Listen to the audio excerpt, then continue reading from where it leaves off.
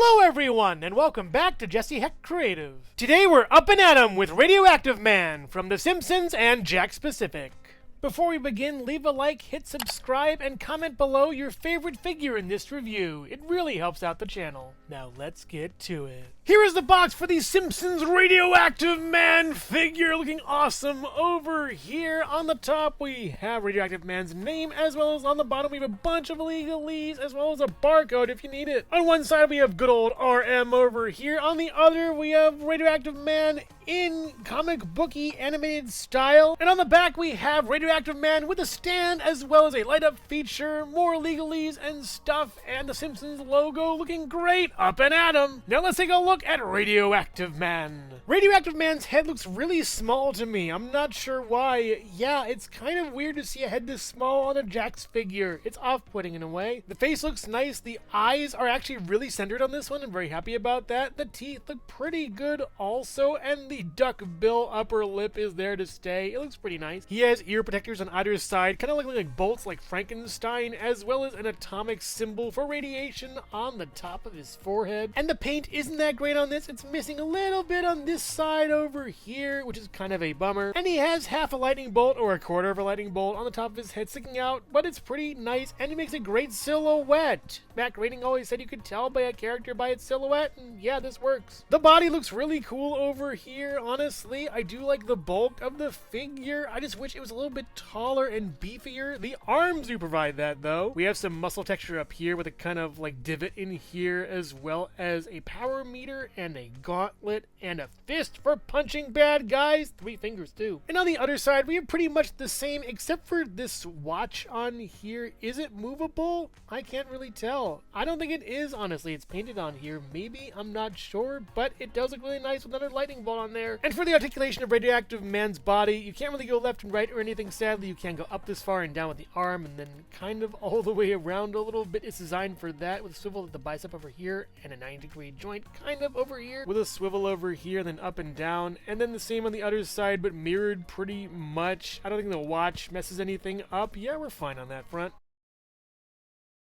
On his back is a cape. It's pretty simple, but it's kind of thick and feels really nice, actually. It's really smooth and well done. I like the bunching up here too, as well as the waves coming down here. It's wonderful. And on the back of the cape is all the legalese and stuff. It works out really well and provides a nice canvas for that, as well as some more stuff over here we can get to, like a bunch of screws and a pull tab. We'll see later on, though. And the legs are nice. They're just pretty okay here. There's a couple paint splotches on here, honestly. Gotta just get that off with the old little fingernail. There we go. It's mostly just red and yellow, and they look fine. The articulation is actually pretty well hidden on this figure, and I gotta say, it looks really awesome. The belt is pretty cool too. I like that a lot. It's nice, and it looks like it has an action feature too. And the leg articulation goes out this far, and then in, and then up this far. Not really that great. Back is not really that great, and all the way back is fair. At least it looks weird and kind of horrible though for that. And for the boot, we don't get a swivel up here that much. Oh wait, there is kind of a swivel up here, but it's just actually this portion swiveling instead of the boot itself. We do get down and then up, and then a little bit of pivot and pegos about in the feet. And while he is a very simple and pretty much plain figure, basically ketchup, mustard, and a little bit of black and orange over here, let's find out his accessory and function right after this. Hello everyone, and thank you so much for watching so far. Make sure to click like, subscribe, share, leave a comment, and hit the bell icon for more creativity. Now let's get back to it. As far as getting Radioactive Man's function going, you can take off this tab over here, and there's a switch you can actually turn to on, I believe, and then press the button, and he lights up. Nice. And actually pressing the button basically from the outset delivers a nice orangish red light that looks much better on the real life than it does on camera, but I do appreciate the half-life, quarter-life, eighth-life thing. That's really funny. And with this figure, unlike the Sonic figures, it's not really that easy to press the button. You have to really kind of like hit it for it to work. You won't accidentally press it, but man, it's really cool. I love this thing. It's really nice and also pretty funny. I really love the lights going out all one by one. What a great reference to a funny scene on the show. It's pretty cool. Radioactive Man also comes with a pretty cool stand that I actually love how this looks. It's really well done. I love the color scheme, and the way to make it look radioactive is super nice. I really love the comic booky editions, like number 1 over here, first edition, as well as 1952 and 10 cents. How much comic book was, I believe, way back when. I'm not sure if this is a reference to anything, but it's pretty sweet. The logo is pretty plain, but then again, it looks nice with the words being kind of jumbled up a little bit and not really fully centered, as well as the wave of radioactivity around them. It almost looks like a sweater or a shirt. It's really well done. But the best part about this is a radioactive cloud of debris, gas, whatever this is, particles, particulates, mushroom cloud. It's awesome to see and really well done with this plastic. It's super nice and kind of like broccoli. I love how there's a suggestion of few buildings, maybe nuclear fallout, actually hit this area and everything's green and purple like the sky and the ground. It's really strange, and this miasma of radioactive material is kind of scary. And going a little bit further down, we do get the amazing origin issue on the bottom as a sticker and a peg over here, as well as a slot for the stand he comes with. And the back is basically black. There's nothing really to see here, but it's great if you want to go to Simpsons conventions and stuff and have people sign this. That'd be pretty fun, as well as the bottom is just a plain color, but it works out well with legalese on it. And this stand is actually pretty nice. It looks like it would fit well within the diorama. It has some silver pieces holding it all together, as well as a clip that can't really clip or anything. It can't really move. You can move this clicky up and down, and this clicky up and down too. And putting this in the peg hole is pretty simple. Just stick it in there and that kind of like shoves in. And I think I may have broken something, honestly. It feels like I did, but maybe it just snaps in on its own, I'm afraid now. But I gotta say, there actually is a right way to put this in. There's a flat part on the top that I actually managed to put in without breaking anything. There is a hard snap putting it in, but it doesn't mean it's broken. But they should mention that, and I should have read the instructions, honestly.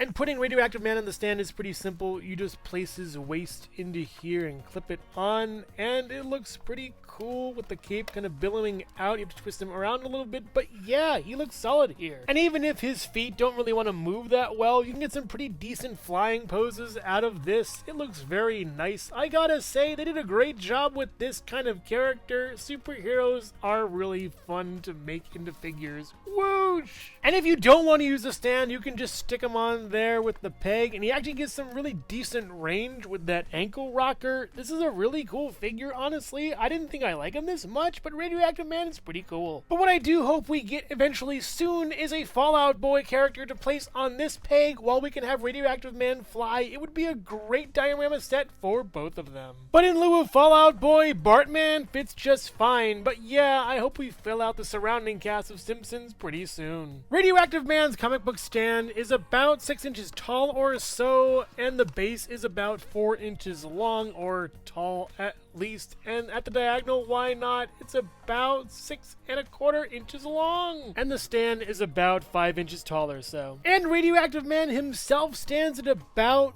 5½ inches tall or so, next to the 4-inch and 2.5-inch Jakks specific Super Mario and Sonic the Hedgehog, the Nendoroid Miles Tails Prower, the Mattel Minecraft movie Jack Black Steve, the Jada Toys Mega Man and the Jazzwares Pikachu, the Figma Metroid Dread Samus Aran, the Lego Bionicle gift with purchase Toa Tahu, and the SH Figure Arts Pac-Man, the Hasbro Marvel Legends Animated Series Spider-Man, and the Hasbro G.I. Joe Classified Series Snake Eyes, Homer, Furious Homer, and Baseball Homer, who I actually thought in a way would have similar proportions to Radioactive Man, but apparently he's way smaller at the head, Krusty, Willie, and Moe, and I find it funny they don't have different proportions. It's kind of like the comic book characters are more real than the actual characters in The Simpsons. It's kind of weird. Bart, and Bartman look awesome next to Radioactive Man, especially Bartman. That's really cool, but both Barts have collectively read all 800 issues of Radioactive Man, so that's pretty awesome. And here he is next to Milhouse, Marge, Maggie, and Lenny. They look pretty much in scale, and I find it funny that Marge's head is just really tall with that hair, almost as tall as him. It's great. Overall, up and at 'em. Radioactive Man is a really nice figure without much issue. I love how he looks, and the color scheme is super nice on the figure. figure. The sculpt may have different proportions than the other characters, but they really nailed down the aesthetic for these characters. The articulation points are really nicely done in this figure, and it's even better than I expected. The function is really cool, and I love the light and how they go out one by one, and the stand as well as the base is phenomenal. It looks really cool. If I were to nitpick a few issues with this figure, I think the stand could be a little bit better engineered as far as how the figure can pose on it, and there are a few QC issues on my figure, so careful when getting yours. So if you're a fan of superheroes, comic books, or Simpsons characters, then you'll love this figure. It's really awesome. I would highly recommend getting him whether you're a casual Simpsons fan, a long lifetime Simpsons fan, or trying to get into action figures. This one is a winner. But make no mistake, if you can't see how good this figure is, then your goggles do nothing. So what part of this figure is your favorite? The base, the stand, Radioactive Man himself, or what is your favorite Simpsons character in general? Let me know in the comments below. Thank you so much for watching Jesse Hecht Creative. Make sure to click like, subscribe, share, and leave a comment. You can also visit us at jessehechtcreative.com for more reviews like this one. Thank you so much for watching, and keep being creative. Stay tuned.